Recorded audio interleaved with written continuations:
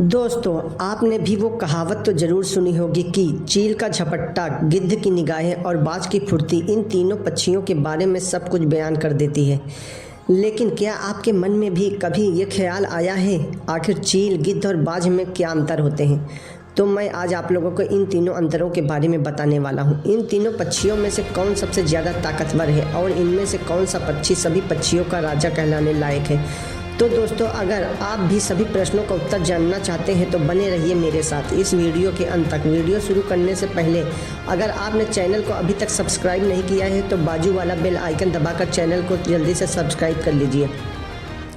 गिद्ध यानी कि वल्चर। दोस्तों, गिद्ध ऐसी बदसूरत चिड़िया है जिसे मांस खाने वाले मुर्दाखोर पक्षियों के नाम से भी जाना जाता है, क्योंकि अक्सर मरे हुए जानवरों को ही अपना भोजन बनाना पसंद करती है। कहते हैं कि गिद्ध की नज़र बहुत ही तेज होती है, जिस पर पड़ जाए उसे नहीं छोड़ती। एक अनुमान के अनुसार गिद्ध की दृष्टि 4 मील की ऊंचाई से भी पृथ्वी पर मौजूद 3 फीट की दूरी तक की चीज़ों को देख लेती है।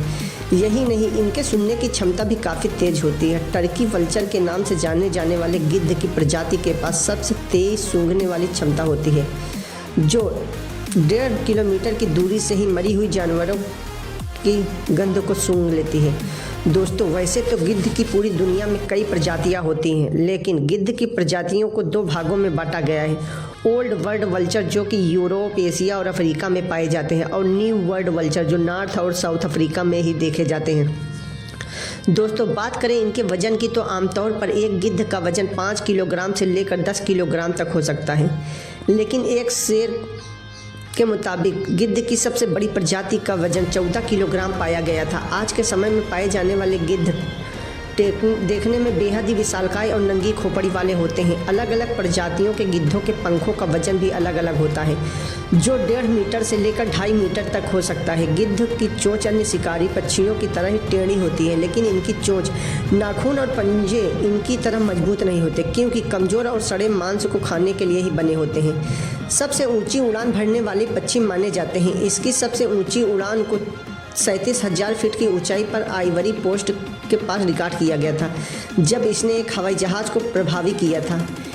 UHI एवरेस्ट से भी काफ़ी अधिक है। इतनी ऊंचाई पर तो ऑक्सीजन की कमी से ज़्यादा पक्षी मर भी जाते हैं। गिद्ध 60 किलोमीटर प्रति घंटे की स्पीड से उड़ते हैं। ये हवा की दिशा में ही उड़ते हैं, जिससे उनकी ज़्यादा एनर्जी वेस्ट नहीं होती। यही नहीं कि ये भोजन की तलाश में कई किलोमीटर, 1000 किलोमीटर की दूरी भी तय कर सकते हैं।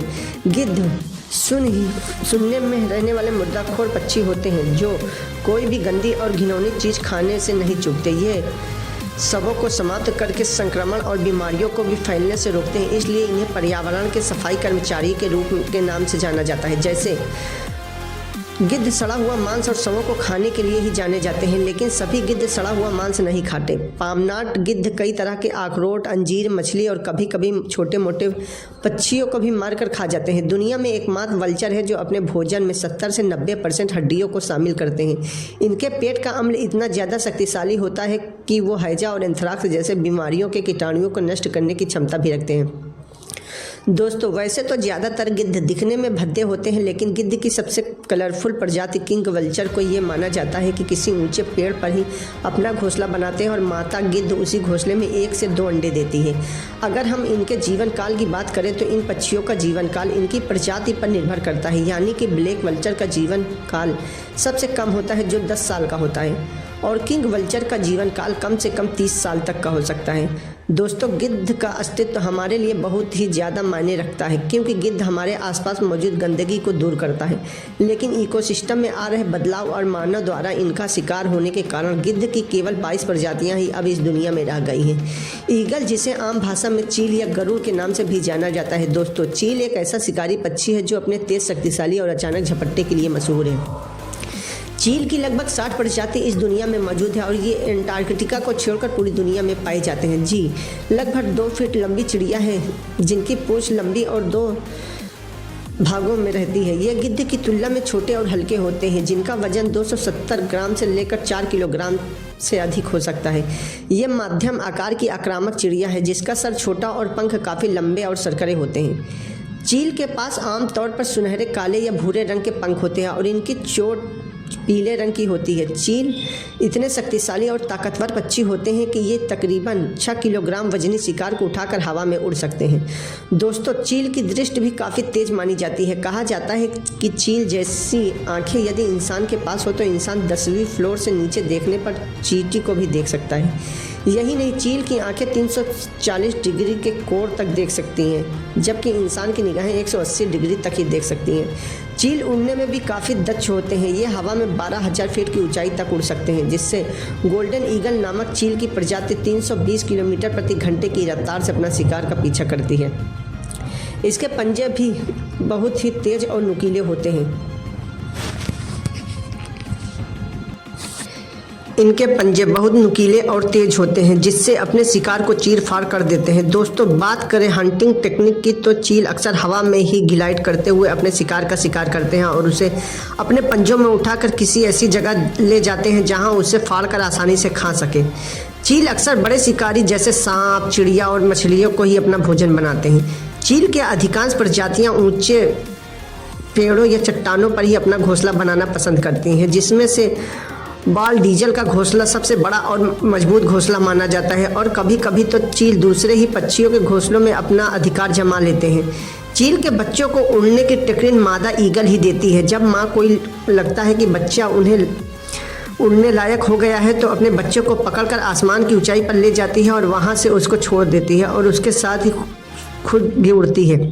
और जैसे ही बच्चा ज़मीन से कुछ दूरी पर होता है तो उसे पकड़ लेती है, फिर उसी आसमान की ऊंचाई पर दोबारा ले जाती है और फिर उसे ही दोबारा छोड़ देती है। ये चीज़ें तब तक करती है जब तक बच्चे के मन से ऊंचाई का डर न चला जाए और उस पर उड़ने की काबिलियत ना आ जाए। वाकई काफ़ी अमेजिंग तरीका है ट्रेनिंग देने का। ईगल की उम्र लगभग 40 से 70 साल तक की हो सकती है। तो दोस्तों, ईगल देखने में शक्तिशाली और ताकतवर पक्षी नहीं होते, बल्कि इनकी लाइफ स्टाइल भी काफ़ी आलीशान होती है और इससे सभी चिड़ियों का राजा भी कहा जाता है। और अमेरिका, रसिया और जर्मनी जैसे देशों में ईगल को राष्ट्रपति के रूप में शामिल किया गया है।